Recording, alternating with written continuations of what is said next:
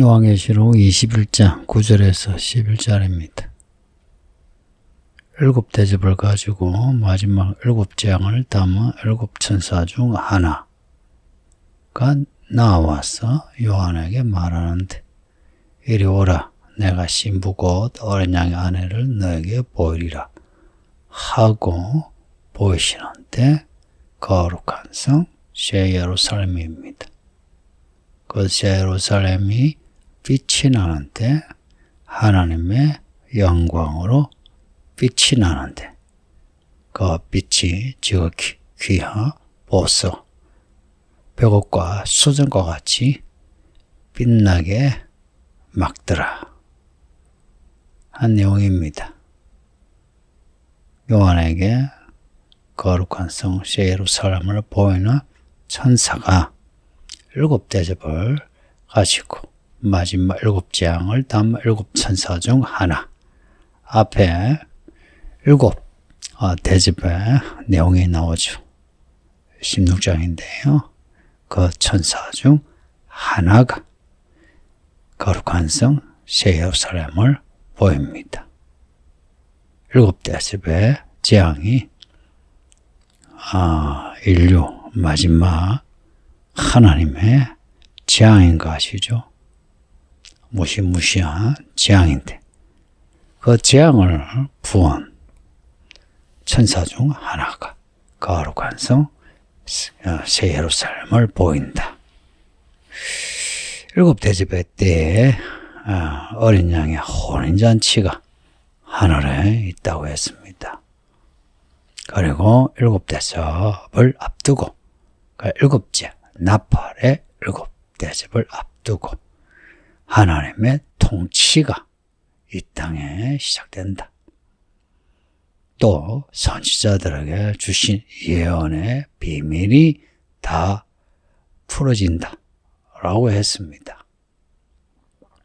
7대접의 그 재앙을 부은 천사들의 경우 하나님의 통치가 땅에 시작되는 그 일을 행하는 천사입니다. 그 천사가 거룩한 성 예루살렘을 보인다. 7대접의 재앙이 새 예루살렘의 하나님의 뜻의 완전한 성취인 겁니다. 가끔 성도들이 왜 하나님이 저 불쌍한 아이들, 혹은 불쌍한 여자들, 전쟁 중에 혹은 자연재해 중에 저렇게 희생당하게 하나? 하나님이 살아계시면 그럴 수 있나 하는데, 예, 그럴 수 있습니다. 하나님의 통치는 그 우리가 생각하는 것과 다른 내용을 가지고 있습니다. 하나님의 통치는 하나님의 거룩하심과 하나님의 의에서 나와요. 그래서 마지막 때에 그 마지막으로 부어지는 재앙으로 많은 사람이 피를 흘려 죽어도 그것이 하나님의 통치요. 그리고 어린 양의 혼인잔치의 즐거움이요. 하늘의 하나님의 영광입니다. 9절 뒤에 이리 오라, 내가 신부 곧 어린 양의 아내를 내게 보이리라. 그 어린 양의 아내가 새 예루살렘입니다. 근데 앞에 19장 7절에서 어린 양의 혼인잔치에 어린 양을 위한 그 아내의 단장이 나옵니다. 그리고 21장 앞에 3절에 신랑을 위해 단장한 것 같은 새 예루살렘이 하늘에서 내려옵니다. 어린 양의 아내는 옳은 행실의 성도들, 또 하나 거룩한 성 예루살렘입니다. 어느 것이 진짜 어린 양의 아내인가? 둘 다입니다. 제 본문 뒤에 내용을 보면 거룩한 성 새 예루살렘의 문과 성곽이 성도들의 대표인 12지파, 그리고 12 장로, 12 사도, 가 있습니다. 새 예루살렘은 어린 양이 예수께서 건축한 어린 양의 도시이면서 어린 양을 따르는 하나님의 종들입니다. 신비하죠. 19장에 어린 양의 혼인잔치, 그 단장한 어린 양의 아내, 21장에 신랑을 위해 단장한 것 같은 새 예루살렘, 그리고 오늘 본문에 천사가 보여주는 어린 양의 아내, 이 세 이야기는 중체부입니다. 같은 어린 양의 아내예요. 단장한 것도 같고요.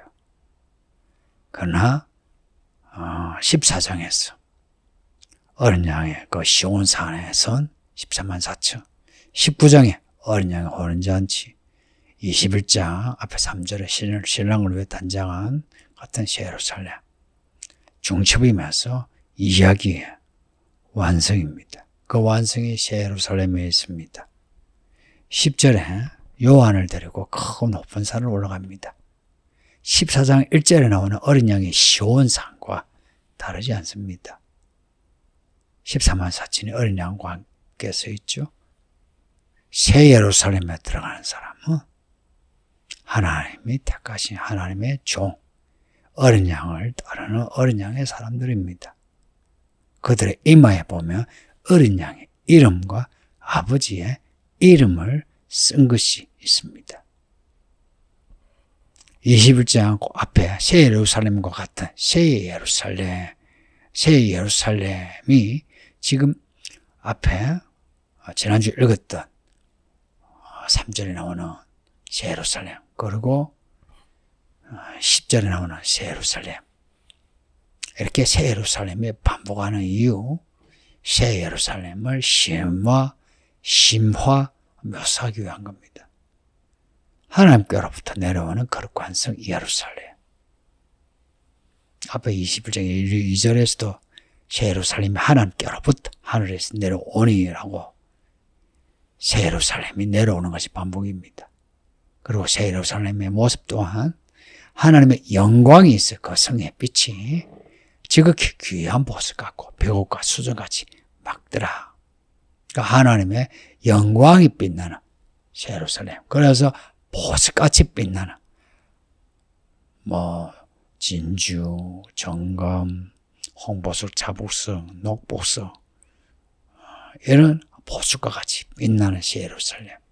이는 앞에 4장 3절에 하늘에 보좌에 앉으신 하나님의 모양이 벽옥과 홍보석, 무지개가 있는 그런 아름다운 빛의 모습인 것과 같습니다. 하나님의 영광이 귀한 보석같이 빛나더라. 그 성이 새 예루살렘, 그 성 새 예루살렘이 우리의 어머니라고 갈라디아서 4장에서 말씀해요. 새 예루살렘이 장차 만들어지는 게 아니라 이미 하늘에 예수님이 건축하시어 새 예루살렘이 지금 우리에게 이른 빛, 늦은 빛처럼 새 예루살렘의 이야기를 우리에게 공급하고 있습니다. 그래서 우리 보고 하시는 말씀이 세상에 빛이 되어라. 그러니까 빛이 하나님의 영광이 빛나는 그 빛처럼 우리가 이 세상에 살면서 세상의 보석과 같은 존재가 되어라. 어딜 갔다 놔도 하나님의 빛을 나타낼 수 있는 보석 같은 사람이 되어라. 그러려면 우리가 많이 깎여야죠. 원래 우리는 먼지요, 돌덩어리인데 하나님께 택함을 받고 이렇게 교회 안에 있게 되고 말씀을 읽고 들음으로 우리의 이 돌덩어리가, 먼지덩어리가 변화되어 보석이 되는 겁니다. 이 보석의 그 안에 내용은 우리의 열심이나 도덕적인 탁월함이나 이런 것이 아니고 하나님의 거룩하심, 하나님의 의로움입니다. 그러니 하나님의 종들은 항상 하나님이 말씀하신 그 말씀이 늘 안에 새겨짐으로 말씀이 새겨지고 새겨질수록 흙덩어리 같고 돌덩어리 같던 성도들이 새겨질수록 보석과 같은 사람으로 변화됩니다. 그래서 요한계시록이 계속 이 예언의 말씀을 읽고 듣는 자, 지키는 자 복이 있다 말씀하는 겁니다. 성도님들, 요한이 천사의 말을 듣고 움직이잖아요. 보라면 보고, 들으면 듣고, 오라면 오고, 가라면 가고.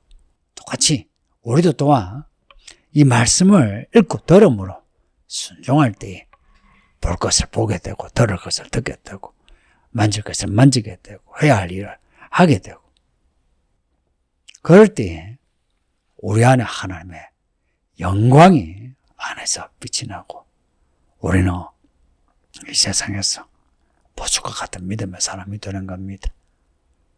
오늘 말씀이 우리에게 길이 되었으면 합니다. 내가 가야 할 방향. 새 예루살렘이다. 새 예루살렘처럼 이 땅에 살면서 보석과 같이 빛나는 믿음의 사람 되어야지. 결심하시오. 여러분의 가정에서, 직장에서, 교회 안에서도 빛나는 보석과 같은 하나님의 종들이 되기를 바랍니다. 아버지 하나님 감사합니다. 새 예루살렘의 이야기를 읽고 있나이다. 이 말씀을 잘 읽고 잘 배워 우리가 어린 양의 아내로 단장하여 새 예루살렘에 들어가게 하소서. 하나님의 영광이 지금도 빛나오니 이 말씀과 성령으로 우리 속에 하나님의 영광의 빛이 가득하여 우리의 말과 행동이 하나님의 이름을 나타내는데 쓰임받게 하소서. 예수님의 이름으로 기도합니다. 아멘.